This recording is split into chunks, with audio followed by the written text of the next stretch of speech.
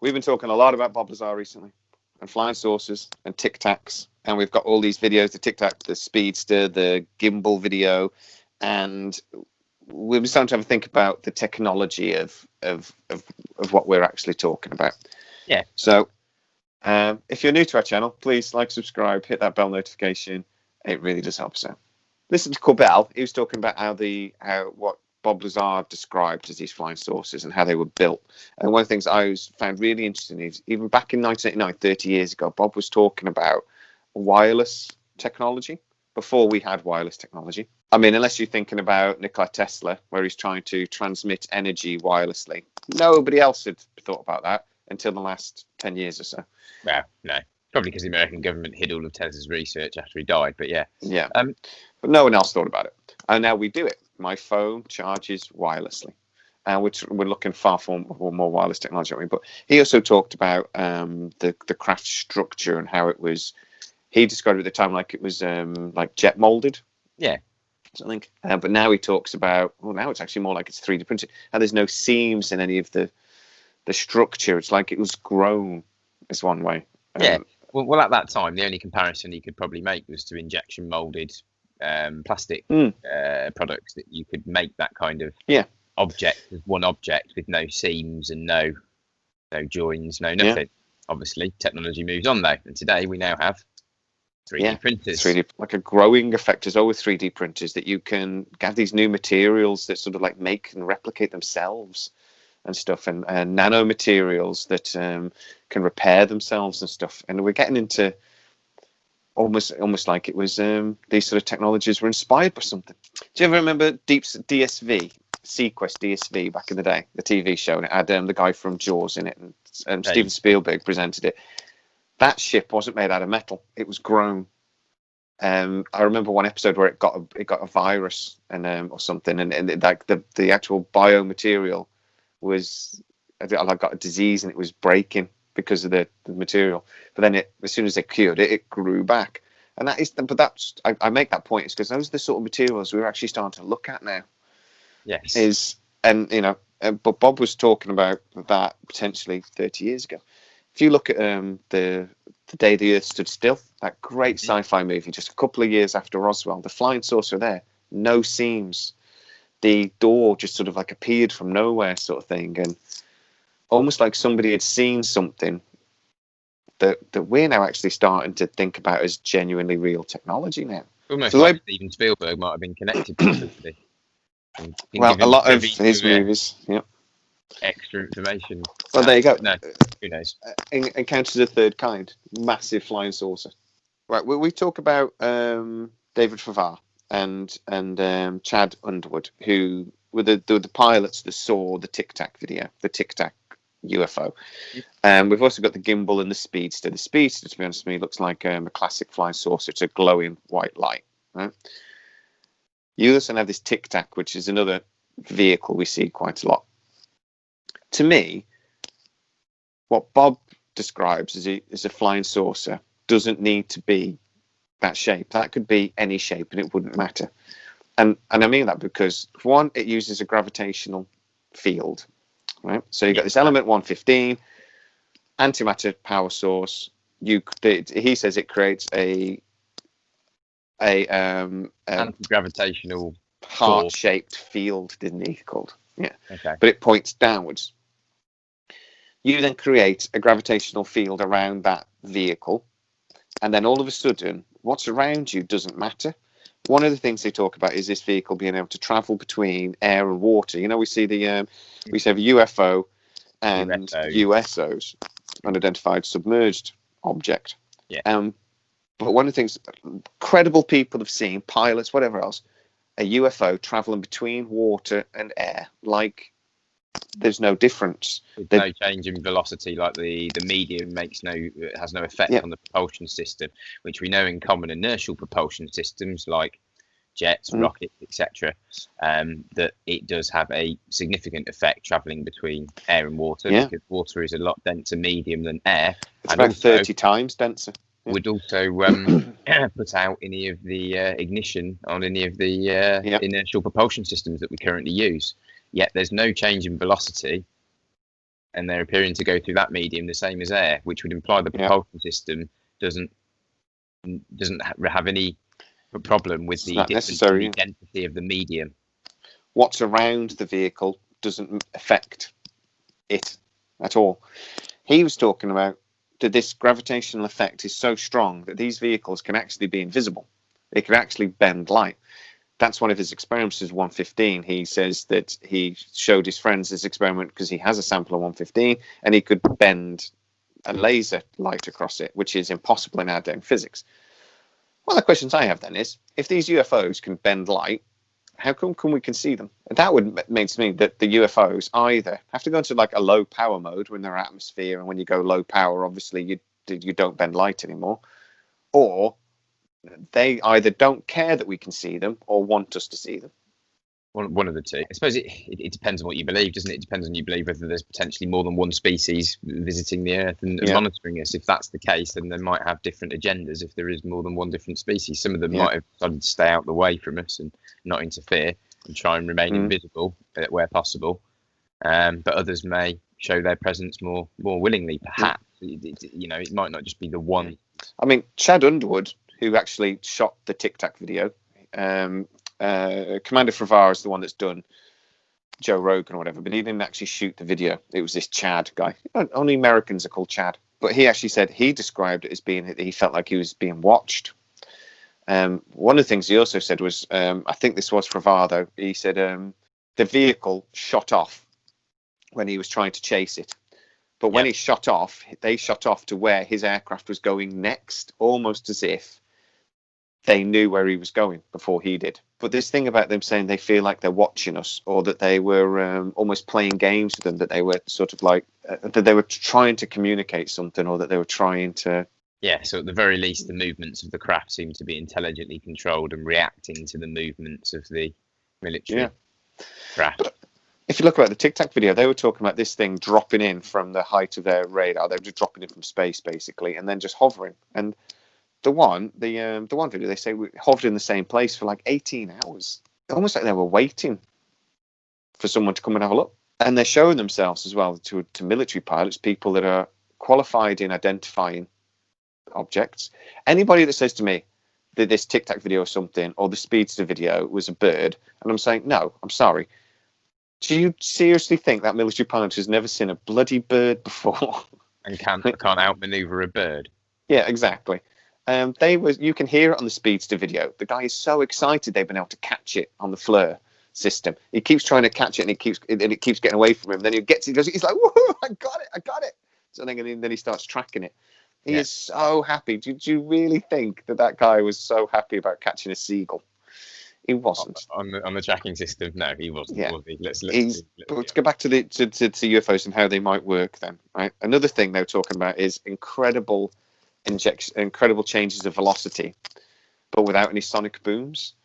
One of the Tic Tac videos was described as going from 0 to roughly 1,800 miles an hour, no sonic boom. Now that freaked the pilot out, because again, they're used to things like this, and to then see it not happen goes against everything they understand. When trained pilots are freaked out by this, I mean, I was thinking about one of the Tic Tac video with David Favar.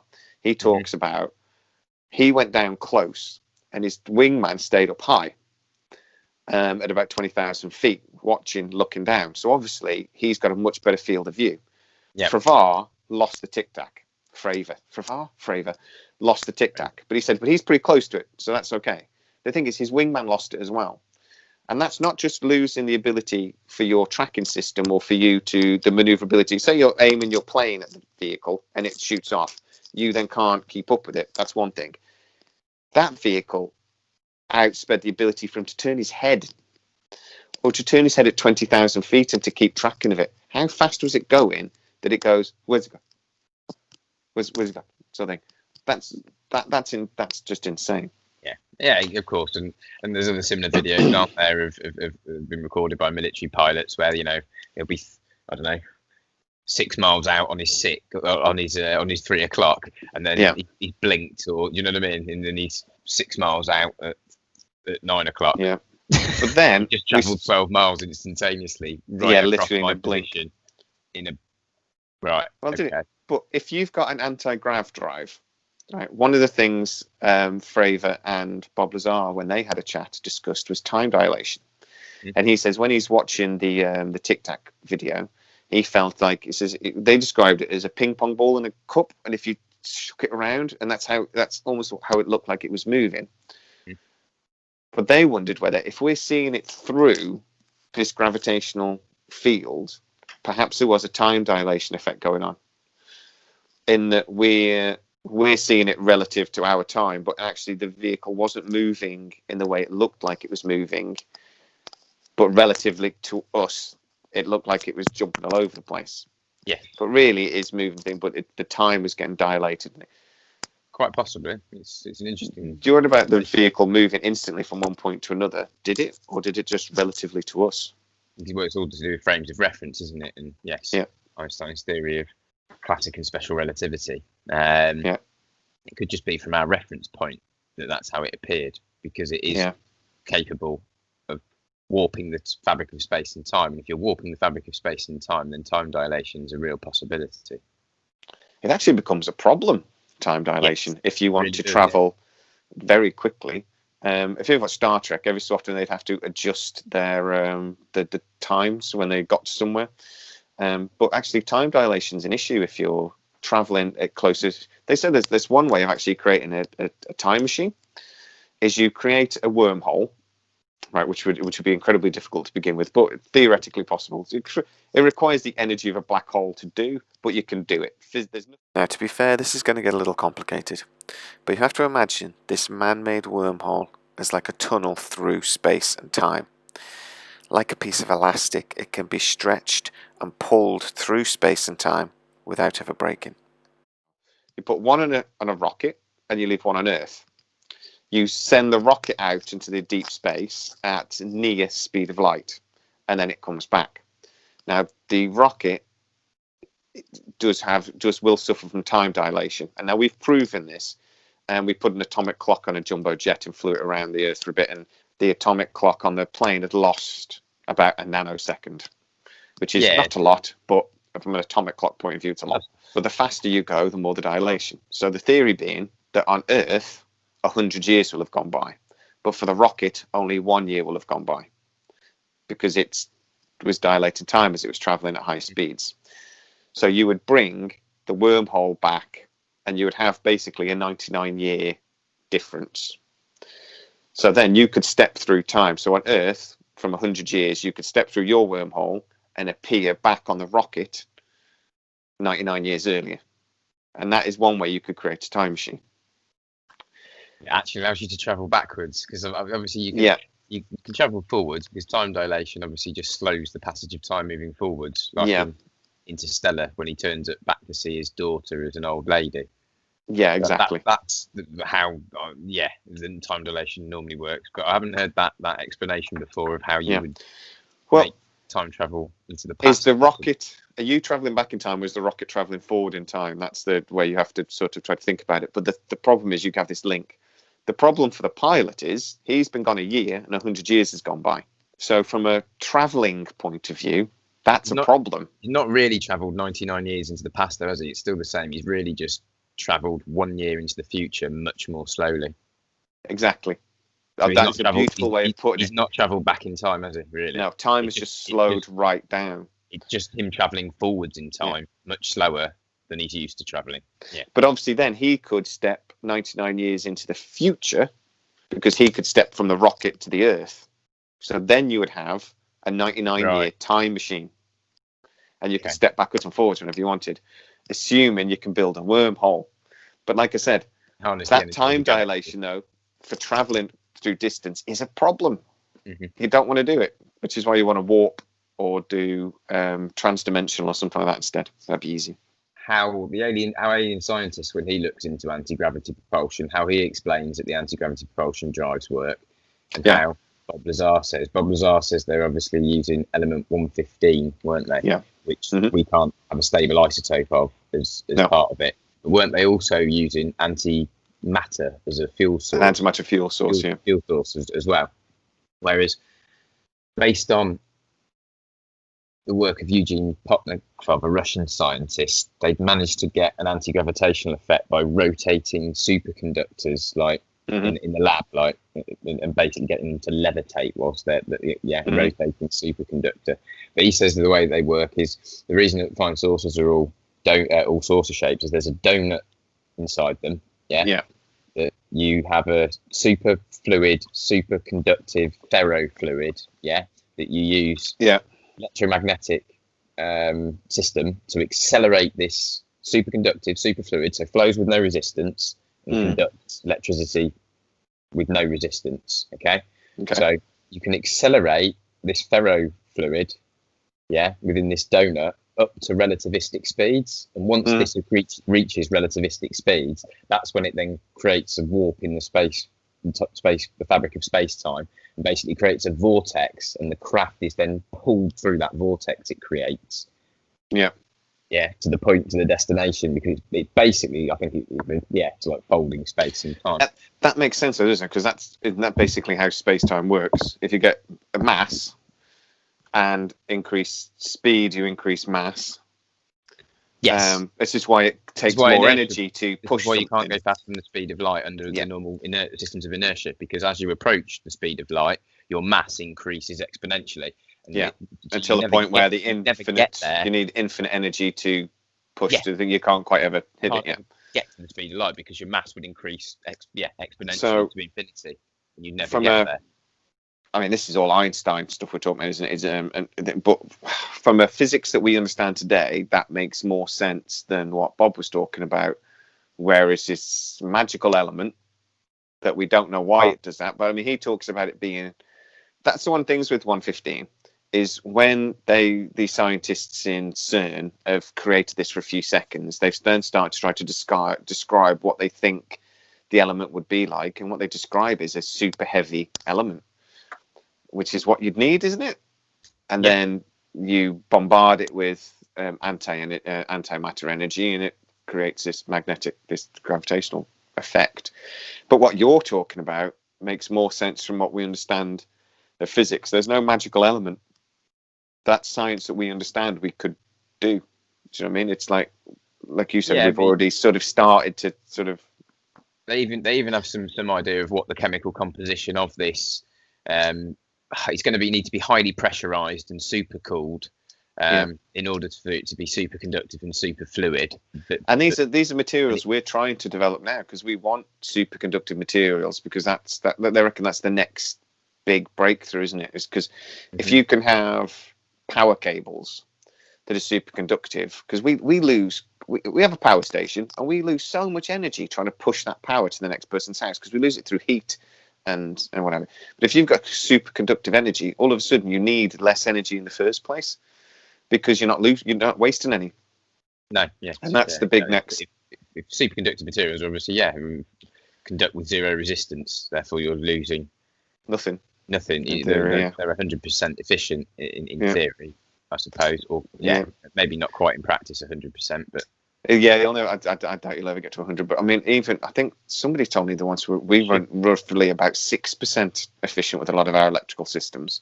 We lose so much through heat. The technology it describes, though, doesn't require a saucer-shaped vehicle at all. There doesn't seem to be anything that he's mentioned at all that means that the power source or the fuel source would require any kind of saucer-shaped craft. There's no aerodynamics involved. I mean, have you ever seen the Avro car? The Avro car, which is a man-made flying saucer, and they said it's a nightmare. It was a bitch to fly. It just wanted to crash. But aerodynamically speaking, a flying saucer is great. You can push it in any direction. Well, because there's no. When you've got a plane, it wants to go that way. It's designed to go that way. A flying saucer, all the aerodynamics are designed that way. A flying saucer, it doesn't matter what perspective you're on, the cross section is the same sort of thing. So it's they have to be highly symmetrical, 360 degrees around the craft. They've got 360 degree symmetry that way. They might not have it vertically, because they might have a slightly different top to the bottom node, perhaps, but. But huge aerodynamic advantages to that. That's why they tried to build the thing. They could actually, I don't understand why they haven't tried again now, to be honest, because with electronics the way it is, they could build it now. They could. They were building some saucer-shaped craft, weren't they, back in the late 40s and the 50s, weren't they? But then suddenly it all just disappeared. They had some craft, weren't they? Like they had that hovercraft that was saucer-shaped that they could get like 10 meters off the ground or something and fly around. But they were doing that. That's the Avro car. That is the Avro, right? Okay. But the thing was, it was such a bitch to fly because it didn't have modern avionics. With modern avionics today, the Typhoon, the British Eurofighter, is actually designed to be unstable, but then the computers keep it stable. It's designed to be unstable though, so when you turn, you can turn really quick because it wants to go. It wants to be unstable. The electronics keeps it. That's how stealth fighters can fly. Stealth planes are not a good aerodynamic shape, but with computers we can fly. So we could build them again. Anyway, for this technology though, aerodynamics not an issue. So why the hell are all of our UFOs saucer shaped? Well, the majority of them seem to have been saucer shaped, apart from maybe the TR-3B, the triangular craft, in recent years. And to be fair, the Tic Tac videos as well, they're not shaped like that. Which what the technology Bob talks about though, any vehicle, it would work just as well. So, but who's to say there may not be one method of anti-gravity propulsion? Who's to say that there aren't multiple methods of achieving the same outcome? It could well be possible. It kind of makes sense to me, though, that there might be different vehicles for different purposes. And we might even be talking about more than one species as well. There has been talked about that there's anything up to, 12 or more actual alien species that we're talking about. Well, if you believe retired Sergeant Major Clifford Stone from the UFO Disclosure Project, he said in 1989 when he retired they'd catalogued 57 species of humanoid extraterrestrial. Yeah. So there you go. So we might actually be seeing then, when we see different types of UFO, we might be seeing different types of technology and different types of purpose, literally different species. Yeah. Using different methods. So in that case, were the spacecraft Bob saw potentially then just one species or one variant of a technology that basically works the same way, but they do it in different ways, sort of thing. Well, that's the problem, those with how compartmentalised the research is, the fact that Bob only got to work on one of the craft of several that he knew. Was it 9 in total that Bob said that were 7, I think, but you might be right. I'm not sure. 7, possibly. Okay. But he only actually physically worked on any materials, one of those, didn't he? So if they've compartmentalised it where nobody works on the crossing between the different craft and differences between how their propulsion systems operate, then nobody would have a handle on that apart from maybe one man at the top that's compartmentalising all of the research that truly understands everything. It's very hard to keep one. It's very easy, for one man to keep a secret. Yeah, most definitely. I was just wondering whether this might be the thing of like with cars today. We'll have a car analogy. How we've got electric cars, but we've got even from petrol engines, or we've got diesel, and then we've got V8 engines, and we've got Boxster engines, and we've got all these different things. We've got different ways of doing the same thing, which is basically turning wheels and pushing around the road. But we use different methods or slightly variations of a theme depending on what we want to do. If you want to get somewhere fast, we have a big block V8. If you want to get somewhere very efficiently, you've got a very small engine with or an electric engine. Or I wonder if it might be a similar thing in that depends on what the vehicle is purposed to do, the technology to do it is slightly different. Yeah. Yeah, very well be. Yeah, I think the current understanding of physics is not quite correct in that there's some kind of missing links between electromagnetism and gravitational systems. We're missing something still. Yeah, possibly. Perhaps that's what Ben Rich was referring to when he said we found an error in the equations. Yeah, and that's what the thing we've got to figure out. One last thing I also want to talk about quickly, though, is the one thing Bob does talk about is how at least one of the vehicles he found, he felt had been here a long time, that it was ancient, right? And that it was actually found in an archaeological dig. So he was talking about not just hundreds of years, possibly thousands of years or more. So somebody says to me on Facebook, goes, well, do you really think a UFO would fly all this way and be so advanced just to crash as soon as it got here? And I think that's an interesting point, though, because just because they're more advanced technologically than us, right? Our even most advanced technology today still breaks sometimes. And I also think the forces of what you're talking about, sending a vehicle between stars, every so often something might go wrong, right? Just because something's advanced doesn't necessarily mean it would never break down. No. Yeah. But or break or crash or whatever. Shit but happens. A lot, well, yeah, shit happens. But one of the things, we've got a phrase for it that's quite commonly used. One of the things that I do wonder is that there's a couple of reasons why I think we could find an intact spaceship. Basically, either they've come and not left for whatever reason. Maybe they were the people that were sent to mess with our DNA to so that we would have the advance 50,000 years ago, where our brain completely changed and we become the dominant species on this planet. Maybe they were the guys that did it. No, it's more like 250,000 years, isn't it? It's like the oldest human remains were just over 200,000 years ago, but I think they're starting to even get that further now, towards more like 300,000 years ago. We've had the same current brain volume and anatomical structure now for about 300,000 years. No, they reckon that we're about 50,000 years ago, there was an evolutionary kick that even though our brain is anatomically, like you say, correct, and it's the same, and the volume's the same, we have a thing that our left side and right side of our hemisphere, our brains, are connected. And that allows you to do far more better problem solving, using your imagination and things like this. And most primates don't have that ability. So they don't have advancement. They reckon that happened about 50,000 years ago. And that's when we went from being a good humanoid to the dominant humanoid. And that is the big difference. So maybe our DNA was messed with. It's genuinely a mystery on how this happened. But that it did is massive. Okay. It's only been quite recently that it's been realised how big a difference it made.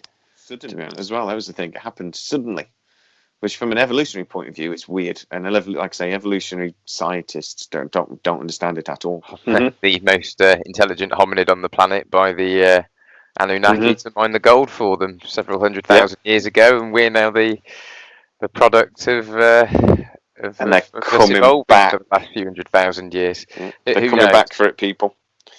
I'm a big. I don't really a big believer in the Anunnaki thing, but I do like the story that they go that we're designed to dig the gold up. That's what we're basically. That's the main thing. They need it. We don't. And we do seem to have a fascination with gold on this planet. We don't really need gold for a great deal.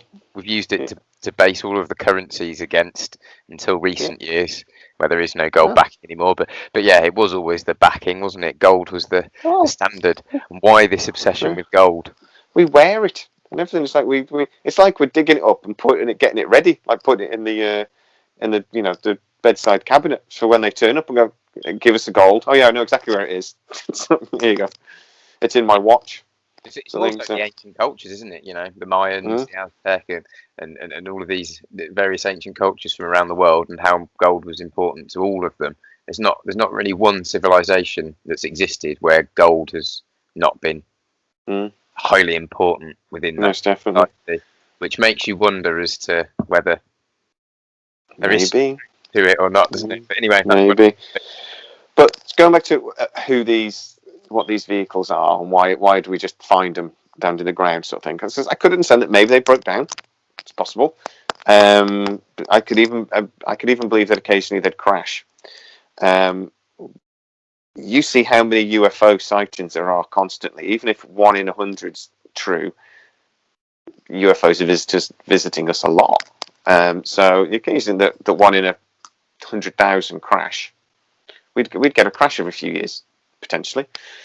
I could understand that maybe it was they're very interested in us, and some came here and stayed, and then they die over however long, and but their vehicle stays buried somewhere, and then we come across them maybe. Or one chap I spoke to on Facebook recently, he said he believes that they're the Atlanteans, and that we had an ancient human technology, and we're just seeing one that was basically parked. And obviously they then died off for whatever reason, and we find the technology years later. Well, that was one argument against saying that Atlantis, those theories weren't true, is saying, well, we would find the technology. And then he's basically saying is we are. Well, we do occasionally. In Indian culture, in ancient Indian texts, they talk about the Vimanas, which were the chariots that the gods used to fly around in the skies. Most definitely, yeah. So to Indian people that know the ancient stories, it's not really news that their ancestors used to be the gods and used to fly around in the skies. It's just taken as given from their ancient stories. They've even got something called the Vimana Shakista, which is engineering drawings of how these craft are supposedly constructed that date back several thousand years. Well, exactly. So then you're talking about that. All of a sudden, maybe an ancient people, maybe these UFOs are us. They're just more advanced. I always talk about there's Stargate, the TV show, and a lot of those. The guy that wrote Stargate was a huge conspiracy nut because you see a lot of these conspiracy theories. They're all in this TV show. Yes, they are. But one of the species they come across was a human species that basically hadn't had the Dark Ages. So they hadn't had the religious, the dogma that we had, and that we basically went for 500 years. Technology bad.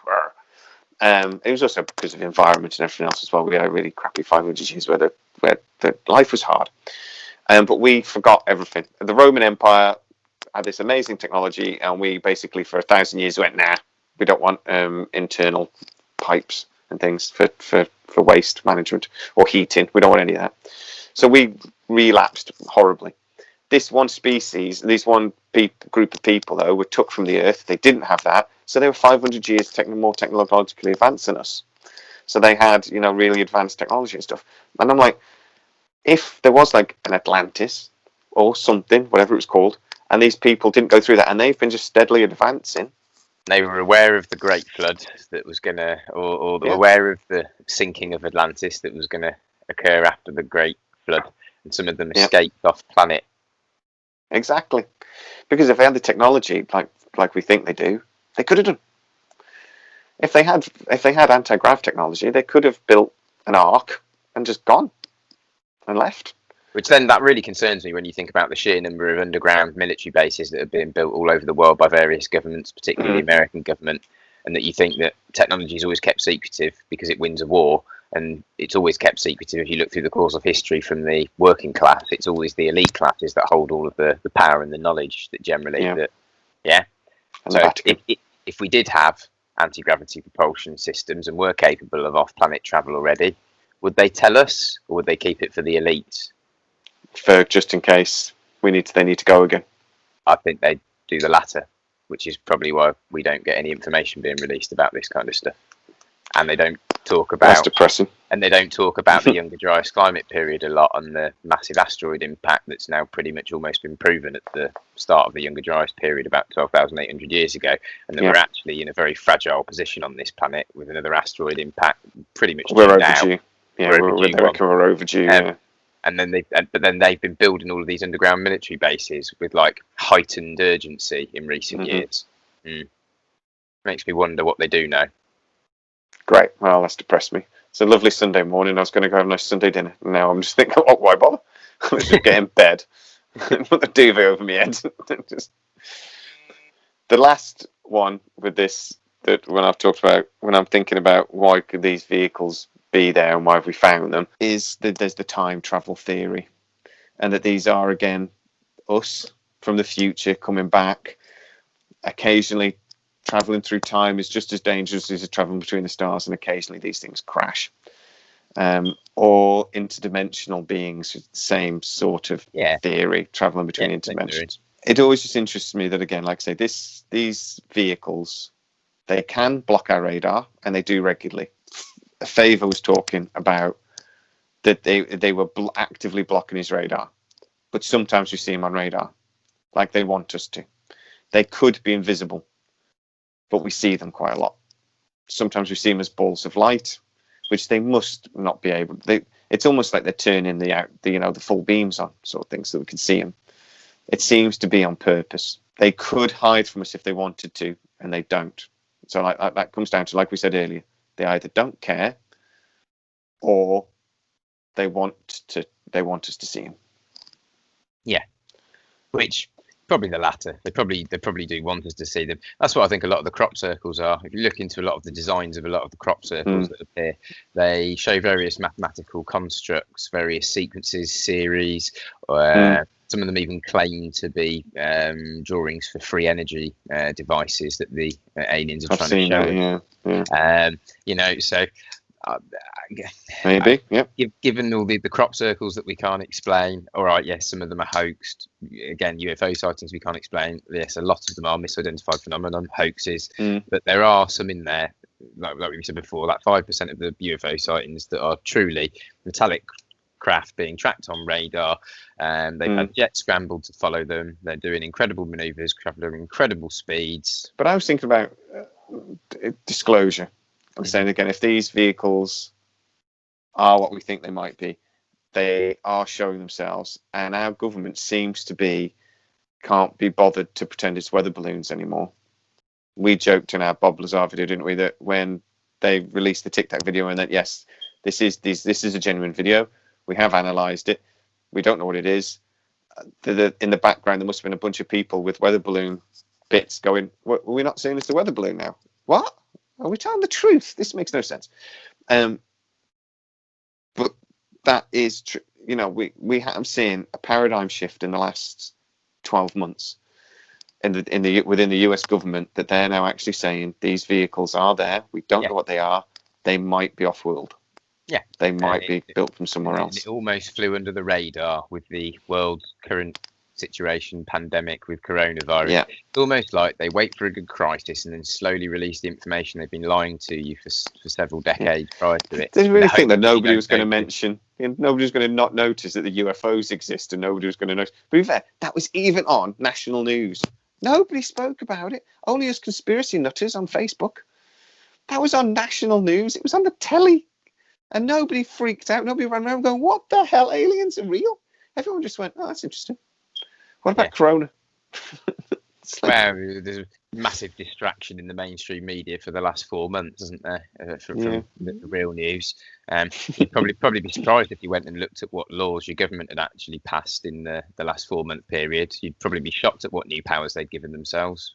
Yeah, well, just all the stuff with the Corona, some of the powers they've given themselves to stop us doing what we want is quite terrifying. But anyway, that's a different video. But you feel free now, yeah? Yeah, you feel safer, sorry. For your loss of freedom, you feel safer, yeah? Yeah, I feel pretty good. I'm all right. Till they put the RFID chip in my hand, and then I'll feel really safe. Yeah. I'm worried about this, man. Never alone again. I don't think I've got enough technology. I need technology inserted in me now to... it sounds pervy. Right. So that is the UFOs. That's how they work, why they're weird, why they don't... I still go back to that point of if Bob's right, why are they circular? There's no reason for them to be. They could be star-shaped. They could be the Borg and a big cube-shaped. It doesn't matter. Perhaps that's what we thought we started to see, because if you think about the first sightings of the Aurora, the TR-3B vehicle, the three triangular-shaped craft, they supposedly got three propulsion systems on each of the 3 points of the triangle, and then the proper anti-gravity propulsion system in the center of the craft that removes something like, was it 88% of the gravitational forces of the Earth? It doesn't reduce it to nothing, but it reduces it, like the gravitational pull right down.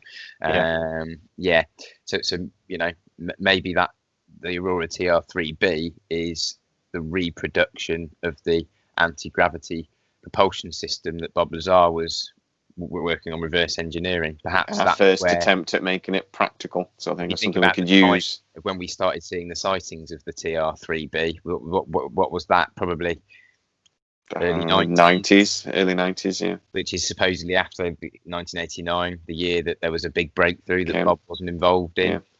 I do think a lot of our early sightings of what we thought was triangular vehicles was probably the F-117 before it was released in mid-90s as the and then but this TR-3B and these sightings of this triangular vehicle, we know what we're looking at now. If we see a triangular vehicle, I think people just assume it's a stealth fighter. But then it was like, what the hell is that? When they saw when they first saw the F-117, everyone thought it was a UFO, because how could that be a plane? When we see things with the TR-3B, I think there's possibly that same effect. One of the arguments to say that the gimbal or the Tic Tac video is actually just a man-made vehicle that we don't know about in a black op is the same argument, isn't it? The first time we saw the F-117, everyone said it had to be a UFO because we'd never seen anything like it. How can that be a plane? It doesn't look anything like. Planes can't fly like that. Yep. How do we not now, though, in 10 years' time, we're going to look back in the gimbal video and go, oh, yeah, it was the F-190. I've just pulled those numbers out the top of my head, by the way. Don't start Googling F-190. I don't know what it is. It probably is a thing, but I don't. It just jumped out of my head. Yeah, I know what you're saying. Yeah, you're right. We don't know exactly because it's so secretive, that technology by its very nature. Yeah. It could just be next-gen drone technology, and we just don't. And the pilots did get overexcited when they saw it because they'd never seen anything like it before, like they would have done if they'd have seen an F-117 in 91. Oh, God. American government with anti-grav drones. Yeah, we don't need that. We don't need that. We really don't need that. Yeah, the American government anti-gravity technology drones, stuff that, and morally they don't give a shit about using. Yeah, and they can pretty much just kill somebody or a lot of some kill a target and then just disappear out of the atmosphere into space with absolutely no evidence. Yeah, great, good. Well, that's a good place to end this. We've had a few really depressing moments in this video. I know that was sorry, it just suddenly occurred to me.